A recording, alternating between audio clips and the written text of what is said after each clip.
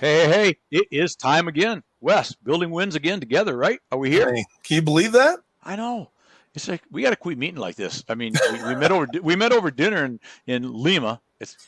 I don't care. You Ohio people call it Lima, it's Lima, but anyway, the other day, and we just everywhere we show up, it's you and I, buddy. I know. It just can't get any better than that. It can't. It can't. But so what's new? Tell me about the life of Wes. What's going on? Well, we just nabbed our second state football championship here in Little New Bremen, Ohio. And we also nabbed a volleyball state championship this year. So things are going great on the small town village, showcase. I've lost all my goatee and some weight. And you and I were lucky enough to have dinner together this Wednesday. Yeah, we did. We did. It was great. We had dinner and I have to bust your chops one last time because you did take my last chicken wing. But okay. Anyways, you did. I expected better of you, but we'll let that go. You're forgiven. If you're going to offer a chicken wing to a big gentleman and not expect them to take it, I'm just going to let you know. Spoiler alert. They're going to take it. Well, the spoiler for you is I know you're not doing it. I don't do desserts very often because I'm trying to stay on a pretty fit, healthy lifestyle. That's what I like to lead. And I know you're on a major program.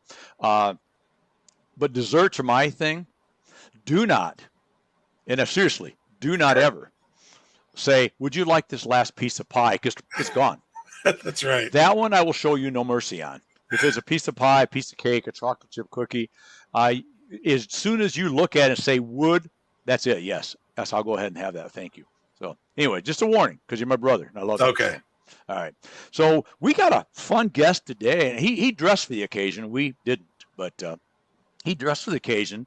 I've only seen Bob Pacanovsky in a bow tie, a black bow tie, and a tux, and there's a reason behind that. So he's gonna come chat with us about why he wears a black tie and everything about what Bob's about and hospitality and bringing excitement and adventure and everything to everybody you meet. And I don't know, I think we're going to have a good time with Bob. What do you think? I think that it's going to be a great interview. And I want you to ask him when he comes on, if it's true when bow tie wearers meet each other and they like each other's bow ties, if it's customary to exchange, because JB Smooth told Jerry Seinfeld that, and I didn't know if it was true or not. Well, I think we need to know that. Inquiring minds. We need to know. We need to know. Inquiring minds want to know. I know Bob's in the green room waiting to come on here in a minute, and I feel like that may be the first thing we need to know. That's all right. Well, let's get to it. Let's do it. Okay, let's go.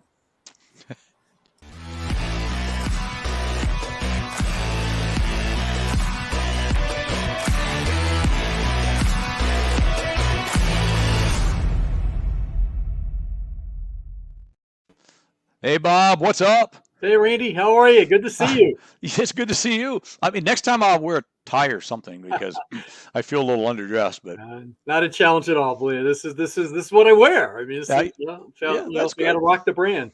Yeah, rock the brand. Exactly. So, okay, before we even start, because I promised this to everybody.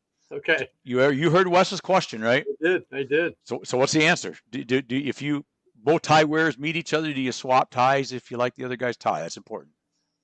I haven't done that yet, but I'll tell you what I do. It is probably because there's very few of us at a conference, at a meeting that will wear a real bow tie. This is a real bow tie. I had to learn how to tie it myself, which is a whole nother story, but it is a great networking opportunity because there's so few of us that I can walk into a room and I immediately go towards that individual wearing the bow tie.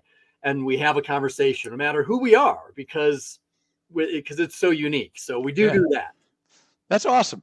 You've got to tell us if this ever happens where you literally untie it and you guys exchange ties. I mean, I think it'd be an even really exciting if you actually tied it for each other. I mean, that'd be a nice little move, right? Well, but here's the key, though. I couldn't do it before I go on stage because I have to wear it on stage. So it have to be.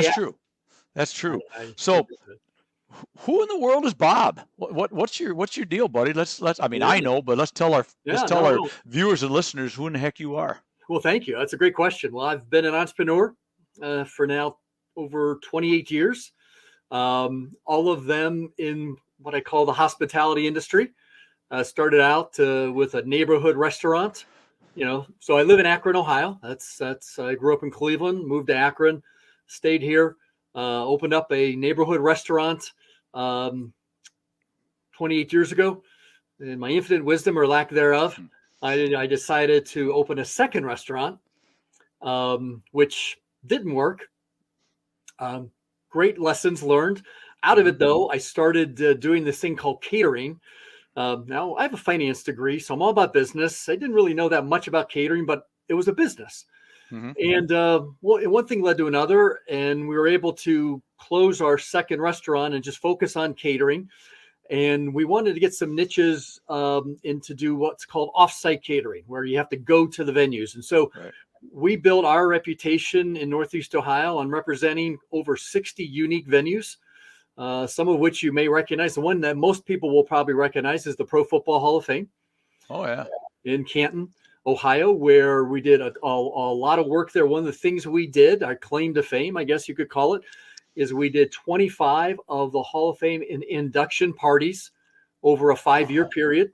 No way. Or this is the pinnacle of being in the Hall of Fame is to get to the Hall of Fame, and then the weekend and the party, and so it was fantastic. Training has been always a huge importance for my business.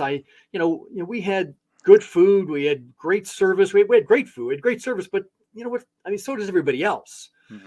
We need something to separate ourselves. And so I put together a comprehensive 8-hour training program for my staff before they could walk on any floor. It's focused on customer service, customer experience, leadership, culture. And I would have people saying, Bob, this is a better program than I get in my company. And I work full time for. I'm like, oh yeah, whatever. Okay, thanks. I'm glad you're here. Anyway, our one thing led to another. Was really enjoying what I was doing, but I was looking if I could do something else. And about 7 years ago, I sold my company to then become a speaker and trainer. And the Black Tie Experience came about with my brand. So as a speaker and trainer. So here I am. Yes, and very good at it. And I want to go back to the Hall of Fame just for a minute. Sure. Do you have any influence there? Not anymore. Okay, because last time I went there, they still did not have a bust of me up, and I'm not happy with that. Yeah, well, I think there's this thing that you got to play. I think I did in high school. That don't count. Well, maybe not. Okay, I didn't read that, and I'm not happy at all. But we can go on now. Carry on, because now I'm not happy. I'm sorry. So next time I'm look for myself and say, hey, where's that Randy Chaffee guy? That's right. I've heard of. Okay, apparently I missed that one. Anyway, so the Black Tie Experience. What? I'm going to see you speak in person in about a month. I think we decided it's a month from today. It is. Yeah. What in the world are we going to see with the Black Tie Experience? Well, that's a great question. And, you see my website up on the screen. So really what the Black Tie Experience is all about, first of all, the black tie, and you see I have a couple of my buddies behind me here because I own 3 black tuxedos, Randy. I don't know how many people own 3 black tuxedos. I have 0, so there we go. Well, but see, this was the uniform that my staff wore. They had the vest, the tie, the shirt, the pants. Some had the jacket. And when I started my this business with speaking, we were always about trying to make sure that we achieve the highest levels of hospitality and service excellence for every client, no matter who it was, no matter the size, the scope, whatever it was. And so the Black Tie Experience is really teaching those organizations, those companies, to not only do customer service, which we should be doing anyway, but using that hospitality, how we make people feel while we're delivering that service. And it should be at those highest levels possible. And when you think of black tie, you think of someone that is so detailed and focused and anticipates every need and really is wanting to make the entire experience, from the phone call to the after call, that entire experience, something that people will always think about. Because when that happens, your customers turn into marketers for you. Right. Because they start telling stories. So I want to get people, just like in sales, Randy, that there's that one or two people in that sales department that they get it. I mean, they have that sales knack. Well, what about the rest of that department? Well, what I do is the same thing. I know that there are people in every organization that just love customer service. They want to go that extra step. They want to go above and beyond, which is awesome. But what I do is I really help make everybody and turn everybody into creating that black tie experience, so that now we increase loyalty, retention, engagement, and ultimately revenue for that organization. So and that makes a lot of sense. As you just mentioned, the black tie, we all think of a black tie affair, right? We all, as you said, that's upper crust. That's the best of the best. That's top of the line, whatever. And so I love the fact that you use that with your talks, because that is setting the example the second you walk out on stage to speak to a group, that this is going to be something more than just, kind of say something nice to your customer now and then. And, you're bringing top shelf stuff, right? It's like the top shelf bourbon. Well, it is, think about it. So I would tell my staff that what we did in the event and catering world, we had one opportunity. That was it. I mean, I couldn't go up. So, one of the Hall of Fame parties that we did was for Ralph Wilson Jr.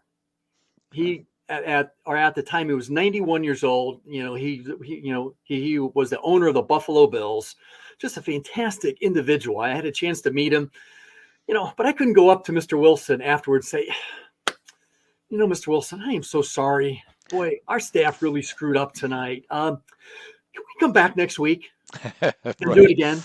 No, you have to pay for it, but I promise you we'll be better. No, we never had that opportunity. So we really had to make sure that everything we did with our staff, that they were trained. And I'll tell you, Randy, I had the best staff. Oh my gosh, they were just fantastic. They were true brand they really loved my brand, and they showed it every single day. And they were the reason why we were so successful, because of how they really started buying into this whole black tie training.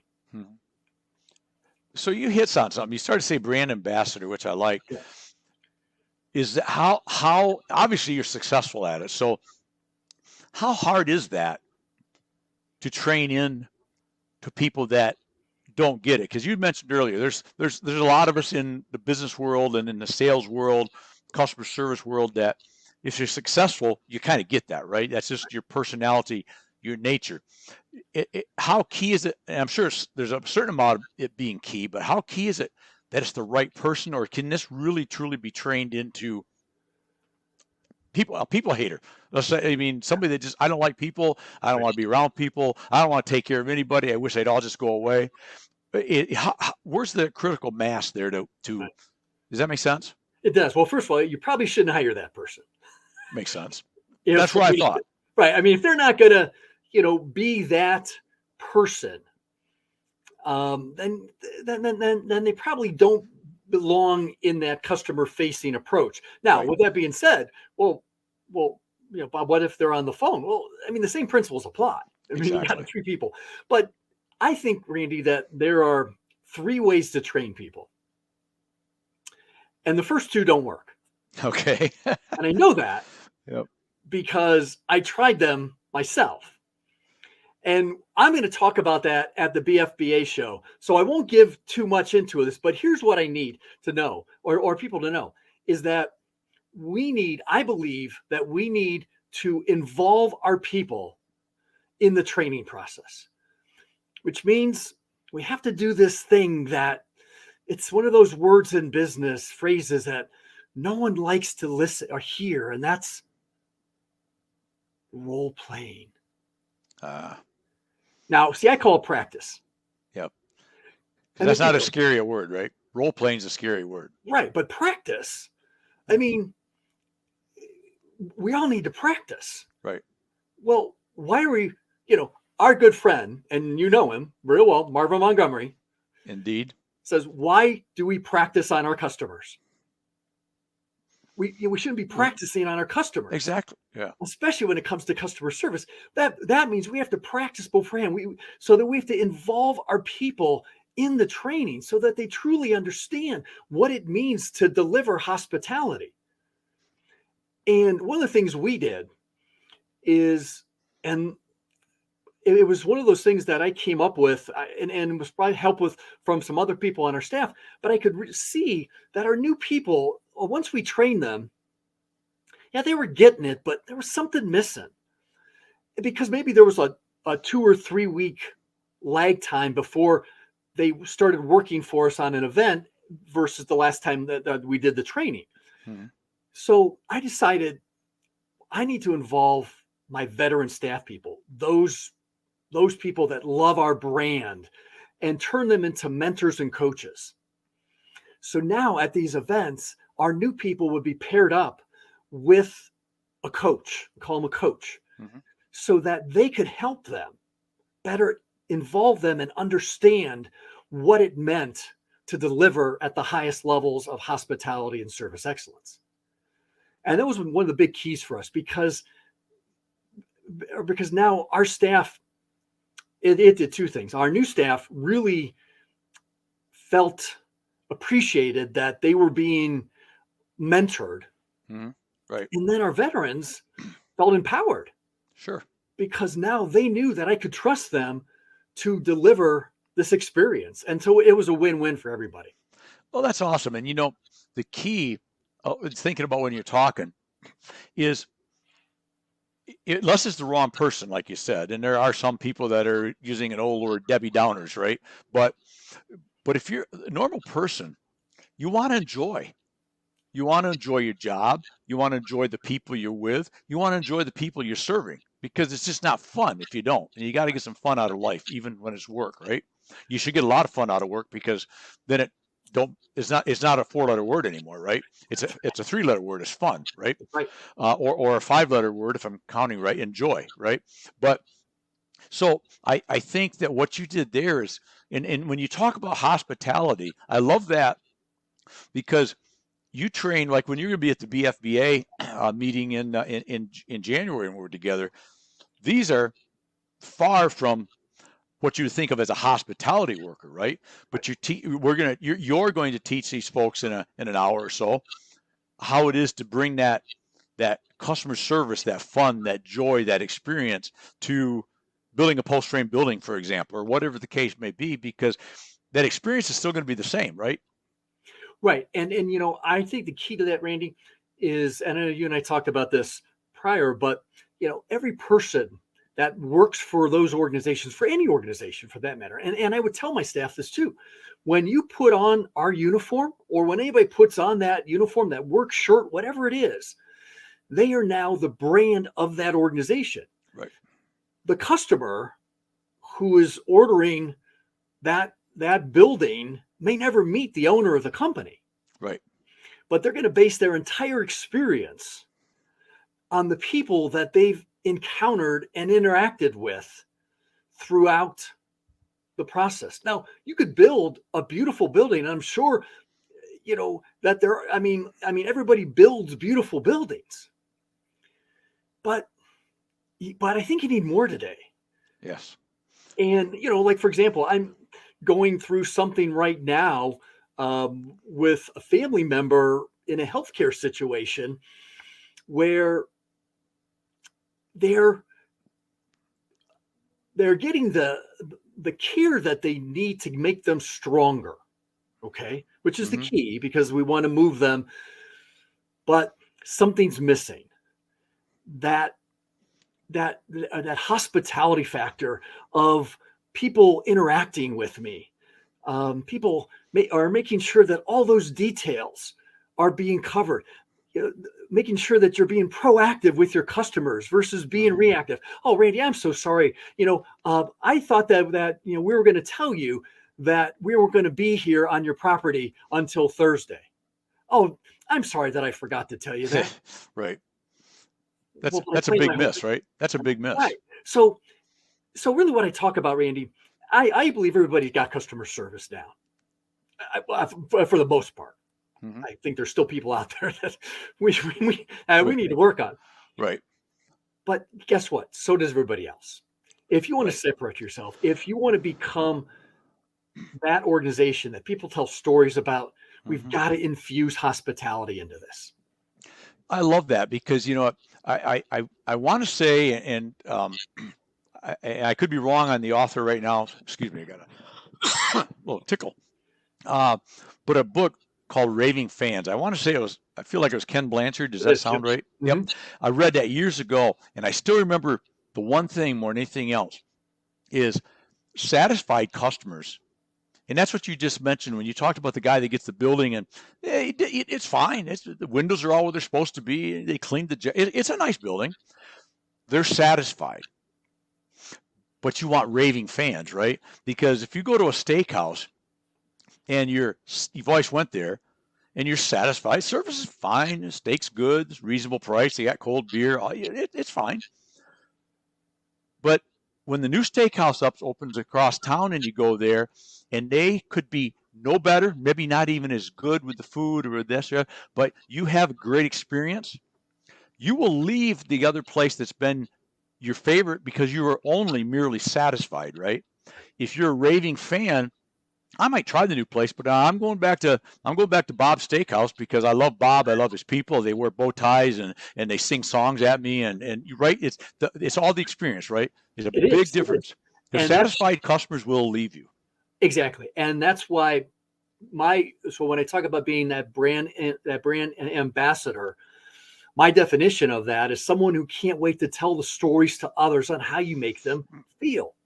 Yeah, I mean, perfect. we all have that, Randy. We all have that company, whatever industry it is, that hopefully that we get treated just in a great way and they make us feel more valued and appreciated. And what do? We start telling others because, and let's face it, and I know this is sales, but I think sales and customer service go right along. I know that in sales it's all about features and benefits, which I agree with, but I think also we buy stories. Exactly. And when somebody can tell me, oh, you know what, Bob, let me tell you about this company. Let me tell you why you should work with them. But it's just like, no. Let me tell you the story of what they did. Yes. Boom. Big, huge difference. And you just mentioned about it's a something I find to be very applicable is we always know the triad or the triangle, the price, quality, service, right? It should be quality, service, price because price doesn't matter without the quality and the service. But be that as it may, but I also think I like to think out of the box. So it's not really building a box, but there is a box, which is four corners because you got to add relationship to that too, right? Amen. And that's what you're talking about is if I build this, whoever we're doing, build that relationship, uh, that offsets not bad service, not bad quality, not 10 times as much money, right? But all things being somewhat sort of equal, like I think it's a Zig Ziglarism or a Jeff Gitomer. I can't remember right now, but people give all things being equal, people buy from friends that they trust, right? And I think that just you've nailed it. Let's make it fun. Let's make it exciting. Let's be trustful. Enjoy the experience, and that's what you're bringing. Well, and you're right. And in our business, we were blessed with a lot of clients, and most of those, Randy, came from word of mouth or referral. And in my 15 years that I had the event and catering company, I mean, we had clients with us for 12, 13, 14 years. Oh, and by the way, we had employees with us that long too. Right. But I believe that it goes back to just what you're talking about. We built that overall relationship. So, like I tell the story that for the Hall of Fame parties, I mean, it was a big deal, Oh, that's a big thing. That's impressive. And there was a bidding process. We were up against some other companies who, by the way, were a lot bigger than us. And we were the small guy. So I knew we had to be different. And that's why we put together this whole approach. And for one of the teams, and each year you don't know who's going in year to year because it's a vote by the journalists. But one year we got one of the teams, we got one of the players, and we did a great job. That's what they told me. The following year, it just so happened to be that another player from that same team was going to be inducted. And I kid you not, here's how the phone call went, Randy. They called me, said, "Hey, Bob, you know what? You did such a great job last year with so-and-so's party. I mean, Bob, your staff was incredible. They were so friendly. They were on top of everything. All the details were taken care of. Oh, and by the way, you had really good food too. So, Bob, Yeah. I'm going to make it easy for you. You have so-and-so's party for this coming year." Nice. Wow. That's what it's about. That's what it's about right there. Because you created, back to what we talked about a few minutes ago, you created a not just a satisfied a customer, but you created a raving fan, right? Exactly. That's all about. It is. Yep, that's it.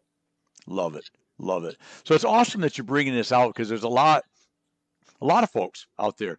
And we can all learn from that, because and everybody can learn from what you're talking about, because talking about our mutual brother and friend and pal Marvin Montgomery, just talked to him earlier today, and it's funny how you have to if you bring that from all aspects, the customer service part. Everybody's a salesman, right? Everybody's a customer service person, and it's not just the quote sales guy, right, with that's got the title, or the owner. It's the forklift driver, or the truck driver, or the guy at the building site building, because as you mentioned earlier, you might see that sales guy, whether it's the owner or a hired salesperson, commissioned salesperson, whatever they are, once or twice putting the building project together, for example, using that, maybe once or twice during the project, and probably at the end to review it and get paid, right? Right. But this crew, the truck driver shows up 5 times delivering materials. The crew shows up every day, and the experience that they create for that homeowner is going to be way more than what the salesman creates, because I do want to understand one thing, having been in sales 4+ decades, they all expect us to be Mr. Friendly and Mr. Nice and Sure. do all the stuff, because otherwise I'm not going to survive selling in the sales world, right? Right. But Right. when they see those people, that's when they go, like you said earlier, I love that crew. They picked up every day. They went and helped Johnny up when he fell off his bike and skinned his knee.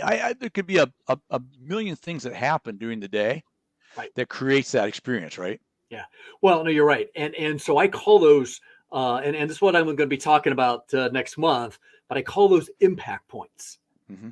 because I think everything we do as an organization can make a subconscious impact in the minds of your customers. Mm-hmm. And I give the example of, and we're all consumers, right? We go out, we buy stuff all the time. And what happens when you walk into that restroom of that, whether it's a restaurant or a retail establishment or a gas station, and it's just, it's, I mean, what's the first thing you think of? Oh my gosh, what's the rest of the place look like? And, Right. And how detailed and focused they are. Well, so your customers are doing the very same thing. But they're just not going to tell you about it. They might. Right. With this silly thing. Exactly. I don't know if that would work either. But that's why impact points are so very vital in the overall customer service journey, that experience, because we need to make sure that they are top notch. So when that truck driver shows up or that crew shows up, how do they look? How do they greet you? Mm-hmm. What's the are they on time? Right. All those things can now start adding up to either, wow, great. I mean, gosh, the product looks great. Oh my gosh. And look at what else they did for us. Right. Versus, yeah, the product was good, but yeah, they weren't on time. But how many times have we had those experiences ourselves, right? Where, I don't pick something. You got a deck built, and at the end of the day, it's fine. It looks good. It really actually looks fine. Yeah. But They didn't they were 3 days late, never called. The first day they're supposed to be there, there's 2 hours late. Then they didn't come because there was possibly a rain 470 miles away, so they just didn't show up and didn't call. Uh, all those things just took that from a great experience that I want to shout from the top of my deck to everybody in the neighborhood, buy from Bob's deck. Right. To, yeah, it's fine. Yes, it's good. Well, Yeah. and case in point for us, Randy, 2 years ago, July 5th, holiday weekend, we had a large, beautiful day, by the way. It wasn't storming or anything, but we have a lot of trees on our property, and a branch just fell, and it put a hole through our roof on the inside of it. Oh, not good. No. And so I have a business colleague that I know that's in that business, and I called him. I said, "Hey, is here's what we're doing," and he came out that night.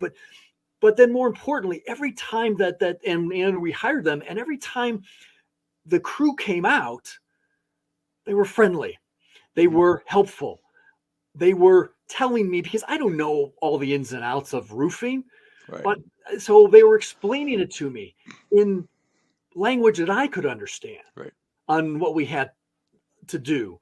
And then we had to make this insurance claim, which is, as you know, it's a process, and Right. they helped us every step of the way. And then even the two owners came out from time to time just to make sure. Well, fast forward about a year later, our next door neighbor had a terrible experience with a different roofing company, and we're like, "Hey, you got to call these guys, Right. because here's what they did for us, and here's a story." And they did. Stories. That's what it's Yep. about. It's beautiful. Beautiful. So as we wind down, my friend, what have we missed right now? Because I usually have a seldom or should have asked question that sometimes I miss. Oh, look at Wes. He's got it up there. He knows. It's nice. Yeah. A good thing Wes is there. What did we miss to talk about today before we let you out of here? You've been very kind with your time. Well, you know what? So, and I know that I'll talk about this at the BFBA show, but some of you may not be there. So I want to give you what my definition of hospitality is, Okay.